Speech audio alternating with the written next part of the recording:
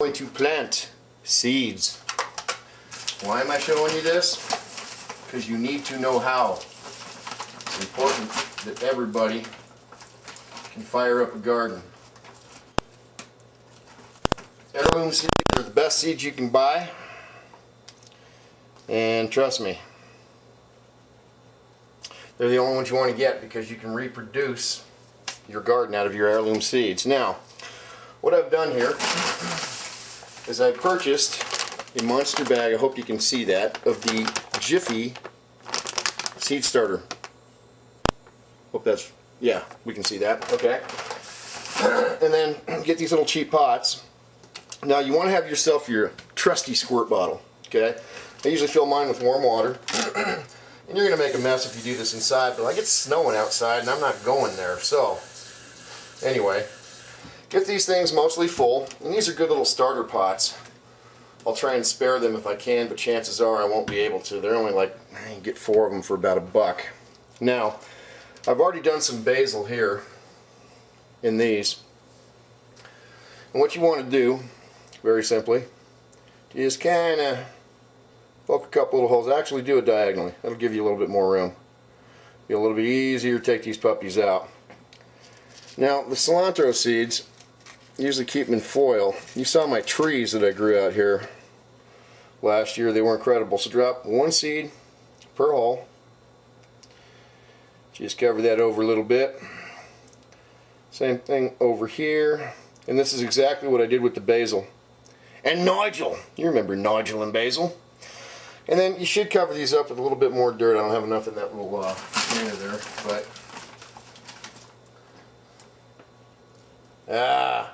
see, I tend to make messes when I do this, so I need to do this at my potting bench outside. Anyway, now if you try and run water from the sink or even pour it in there, you're going to make an even bigger mess and probably wash your seeds out. So I just simply take a squirt bottle, and I'm going to do this over the sink because I already have made a mess all over the place there. And you'll have to do this a few times until you get that nice and saturated. And yes, everything is really messy because I've been doing this all morning. But you want to get these things going as early as you can because of our growing season here. Now, I'm doing a greenhouse this year, and so I'm going to have stuff growing year-round. And I'm going to show you a method where you can use a pond and you can actually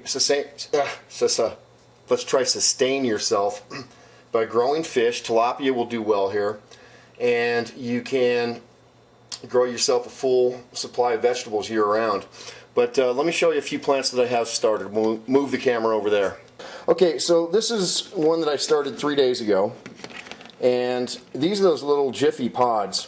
Now, they're okay, but you can see the areas that I haven't planted. And what I did was I took some of that seed starter and all the pods that I did plant a seed in, I went ahead and covered them with the seed starter. Now I do have, if we can zoom in right there, there are a few little sprouts coming up. Oh, that's blurry, never mind. But over here, my radishes have started to pop up.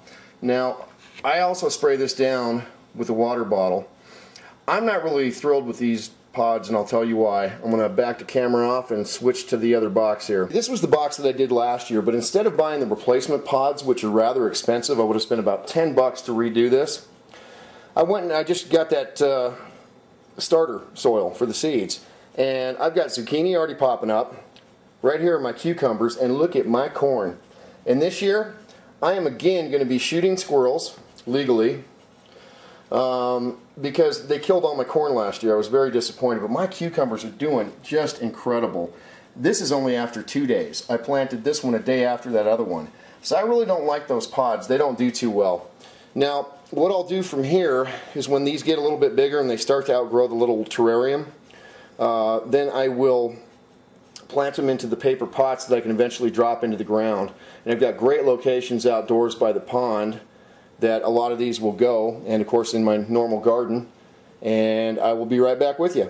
Okay, so basically these are the pots, and really inexpensive. I think I got about, oh God, 24 of them for $5 or $6. And I simply take one of the pots, I fill it with some good potting soil. Soak these with water first, and the trick that I use to get these started so well, and why my plants always do so well, is I start them with pond water, and that pond water is just full of a great fertilizer. It's all natural. It's the fish emollients that's naturally in the water from the fish.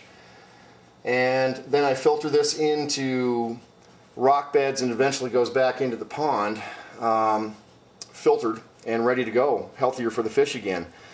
But it's a super generator for all of your plants, and you will be amazed at just how quickly everything takes off. So in these boxes I've got zucchini, jalapeno, chives, cantaloupe, my watermelon's starting to come out, bell peppers, three different colors are coming up, corn, sweet basil in this box is coming up. So everything seems to be doing pretty well this year already, and I've got a great start on it.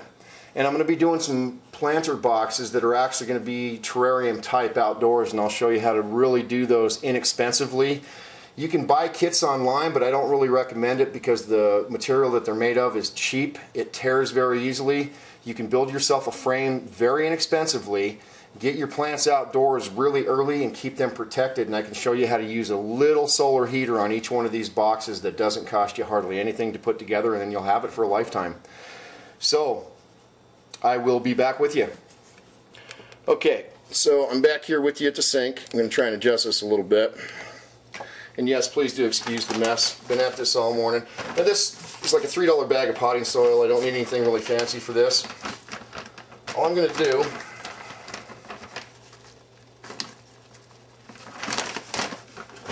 is fill that up. Now this stuff here has like little gravel and fertilizer chunks in it and stuff and wood chips. You want to be careful not to get this in your sink. I would use a sink trap. Now I have a big one-horse stainless steel Binford model 200,000 disposer there, and you know I don't usually get anything that won't break up. But for a standard disposal, you're probably going to tear it up if you get some of this stuff down your sink, so I'd be real careful with that. Okay, so I'm going to run this out to the pond. I'm going to saturate this. I'll bring this back and I'll show you how to just grab a plant up. And another reason I was going to tell you that I don't like those little pods is they have like a stocking or fish net around them. And what happens is as your plants start to come up, the roots get tangled in those, and it's hard to get them out. Now the baby plants are resilient. You can handle those things and, you know, drop them and whatever else, and they'll usually do pretty well. But it's easier if you can just scoop them out with your finger, put them in a prepared pot, and you're ready to go. So I'll be out to the pond and back with you in a flash. Okay, so this thing's all saturated with pond water, and I actually filled it up a little bit too. I'm going to top off the dirt or potting soil just a little bit.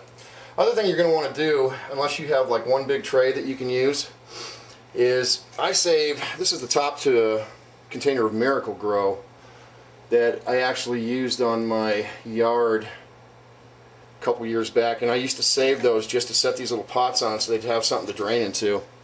But anything can be used really, and it's really quite efficient, but you want to make sure that it has a little bit of depth to it so it can catch some water as you're watering these, so you know you don't want this to run over on the floor or something like that. That'd be kind of a disaster. Okay, let's go plant a plant. Okay, so I'm hoping this is close enough for you to see, but you can very simply and carefully just pick a seed right up out of there, and you can see how long that root is already. So just kind of dig your finger into the pot, just drop that little puppy right down in there, just like so. Get your lid back on your terrarium, and be careful in case you planted multiple seeds in each area. And there you have it. It's that simple. Those plants are resilient. They will take off like wildfire, especially if you have a pond and you're using pond water, so it's something you might want to try. Alright, well that was the beginning, and I will take you through another segment on how to plant these outside once it gets warm enough, and your fertilization process and the whole 9 yards. And until the next time, this is the Metal Chef.